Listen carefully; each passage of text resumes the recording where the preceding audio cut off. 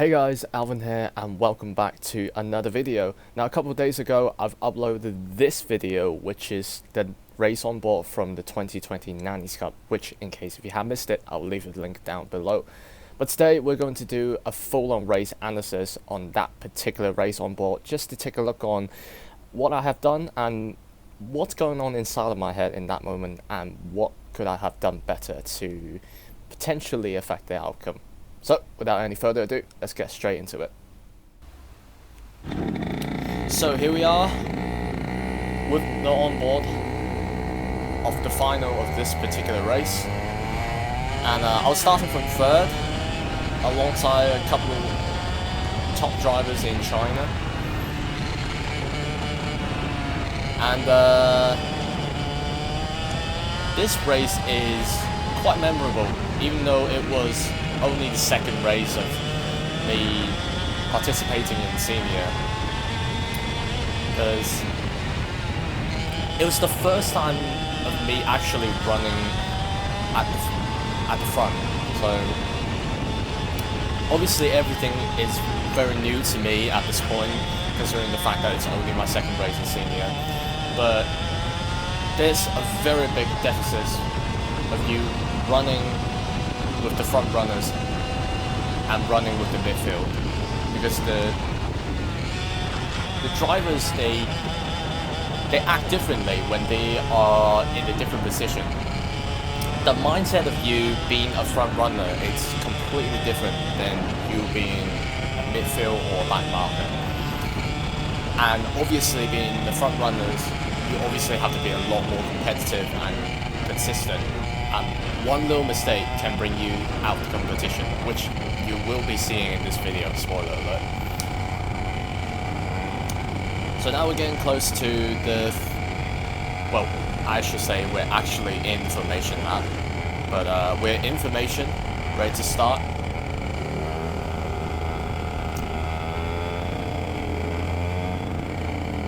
So controlling the fuel pipe, obviously, as you should be doing for race start in X30s at least.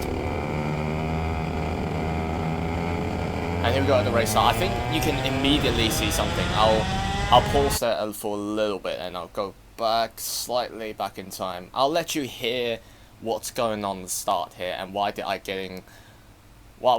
was I pulling away from the front runners but backwards.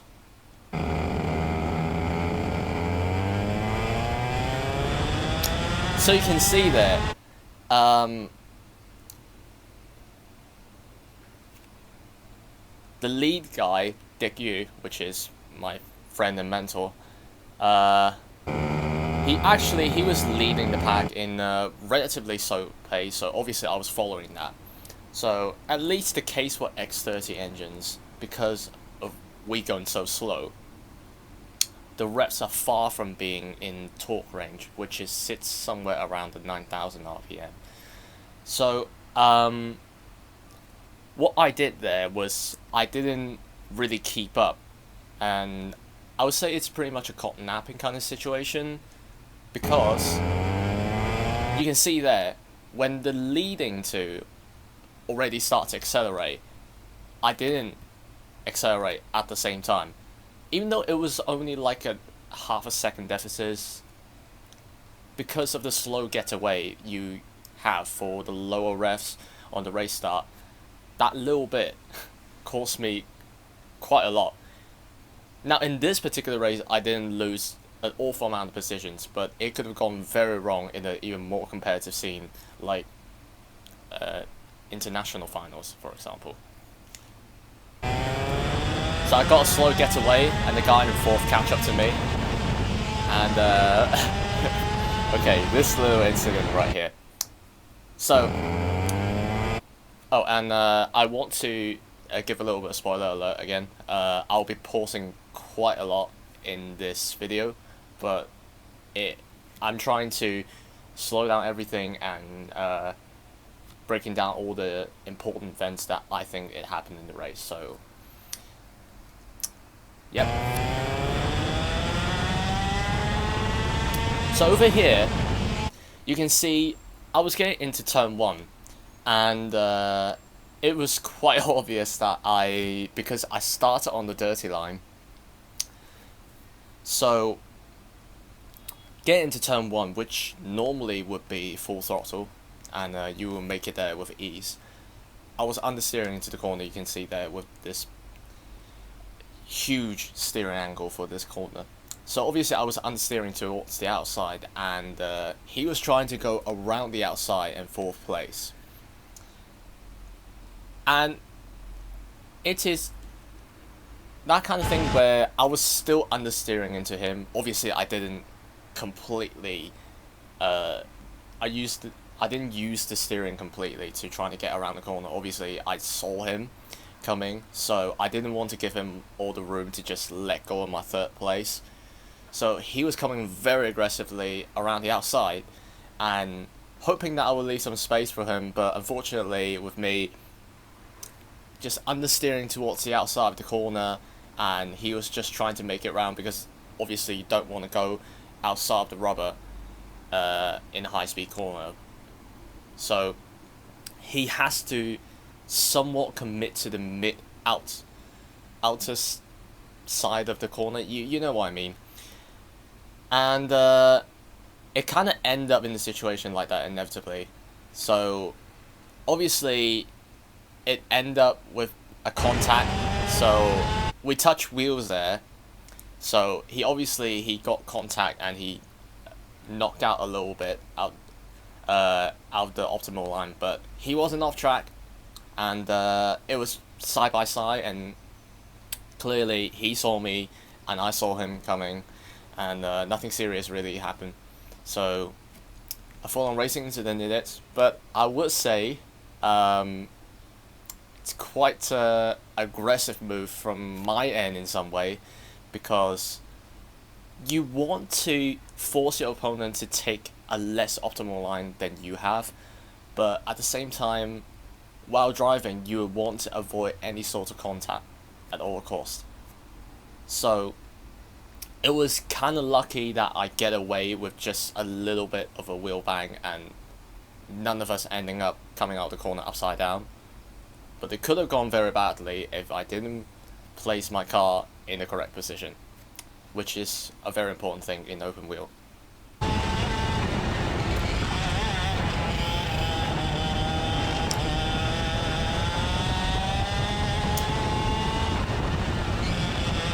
So going a little bit offline there, because obviously I was too nervous.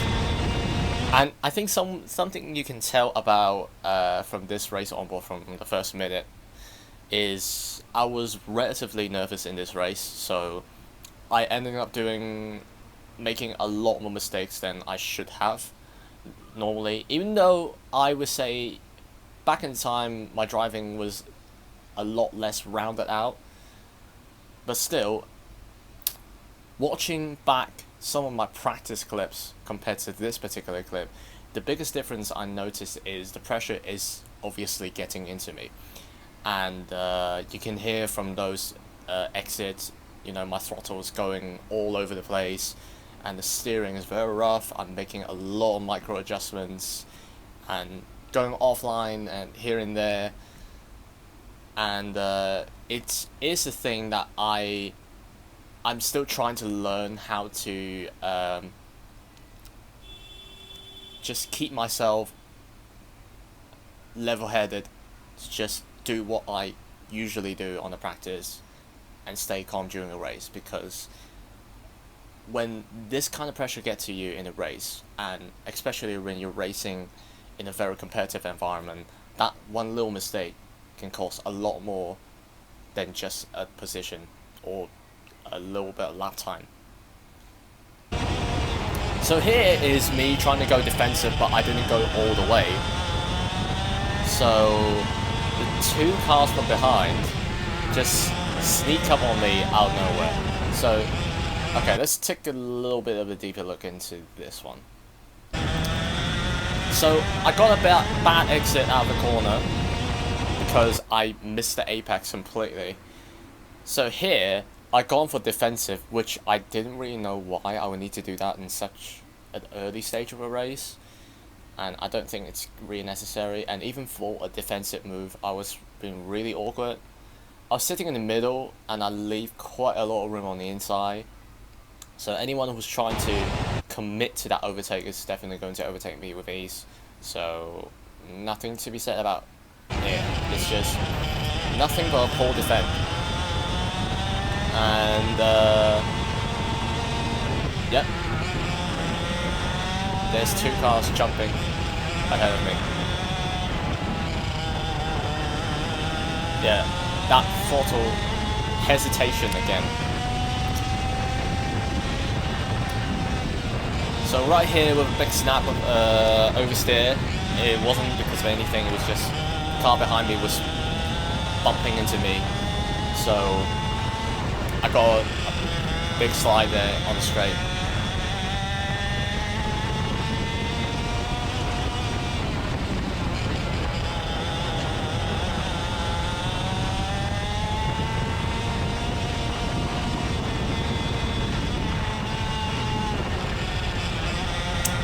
There you see again, over speeding into corner, I was understeering, and then I got another push from behind again.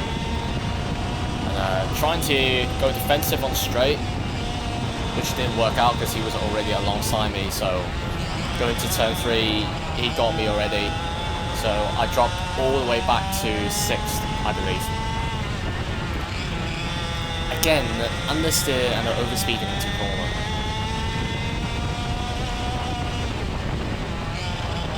I spent a lot of time trying to make sure the car turns in an initial turn in, because I was carrying way too much speed for the conditions. And then whenever I tried to get on the throttle as early as possible, because the car was already taking a lot of load, and then it oversteers again out the exit of the corner. So I slowed down my entrance and my exit simultaneously with me overspeeding into the corner. This time is a little bit better.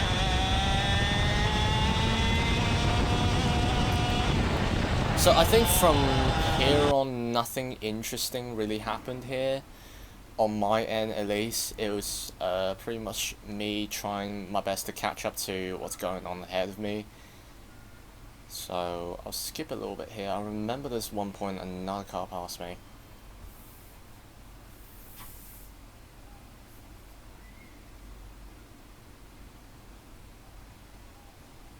Yeah, over here. So, yep, that was Mr. Marching Hua. Just dive bombed me into turn 9, 10, I remember.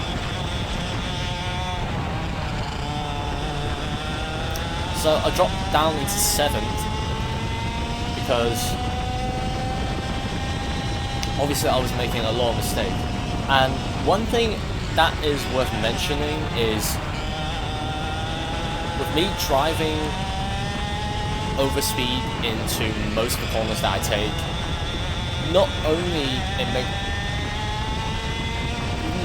that it causes more mistake, because I was carrying more load than the tires could take.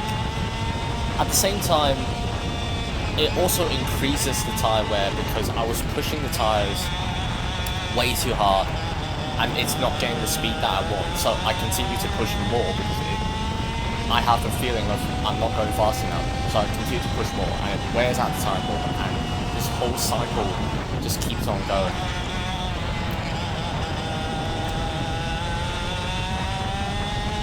And that adds on to what's been going on in this race is I feel like I've been lacking pace to keep up with front runners, and one of the issues that I can tell is I already have worn out the tires more than the other drivers that are running in front of me, and including some of them behind me. So I was fine in the heat. Meanwhile, I've already used up the best bits of the tire on the heat, so when I'm getting into the final, I didn't have as good as condition on the tires to the drivers ahead of me, so obviously I would struggle to keep up. But with me driving overly aggressively, it's also not very helping. And there we go. Okay. This is typical typical kind of overtake we see in online lobbies, don't we? Okay, so here, so Mr. Martin Hua is catching up to my coach Kenneth. So obviously he was faster than both of us, so he was attempting to make an overtake, and I should say he wasn't really he wasn't awfully far away from Kenneth, but I think about car length between them before he was attempting to make a move. But obviously it goes down to the inside, and it's just him completely failing to slow the car down, which is kind of funny. I don't like. He had the pace, and it was a proper move, but I guess it's just those kind of instances where you just make a mistake. It just happens.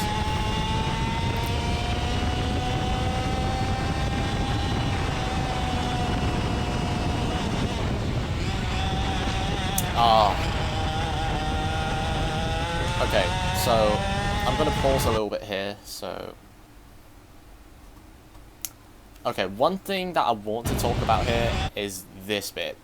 So obviously I was turning a lot into the corner, and I was turning fairly early on into the corner because I was feeling I was having a lot of understeer. So obviously I started turning more vigorously, more aggressively, also a lot earlier.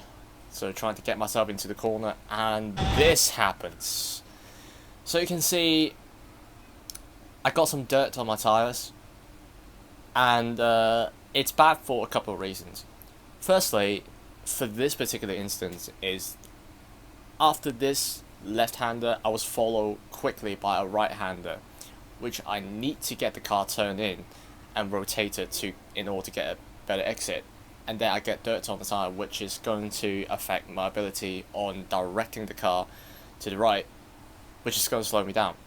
And the second thing is, by going into the dirt, well, this is less of a dirt or grass kind of case. It's just, in general, with you going off track like that, it sometimes it hurts the momentum of the car. Depends on how the curbs are placed on certain tracks. Some tracks have higher and, you know, a lot rougher curves. Rougher, is that a word? So it's going to tend to slow down your momentum, and it's going to damage your chassis quite a bit if you do that constantly. So whenever you can, unless it's crucial for gaining pace and gaining speed, I don't recommend doing things like these. And obviously these little things just all add up, and hence the reason why I wasn't doing as good as I could be in this particular race.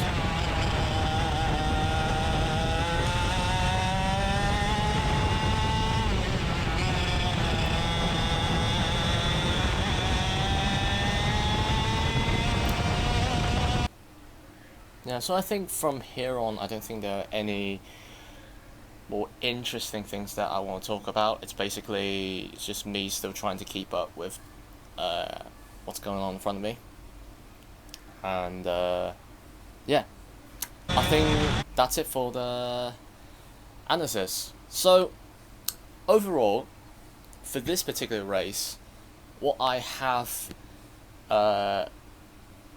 take away from it is obviously, firstly, is when you're in a race, it's always in your best interest to keep yourself level-headed and stay calm, so you can have more room to. So you're giving yourself more room to do better decisions. Because when you're not keeping yourself calm, you always have that urge to I want to go faster, I want to push the car more. And a lot of times it's actually doing more harm, because sometimes it's not because of you not pushing the car hard enough, but it's more so about you not knowing how to push the car and when to push the car.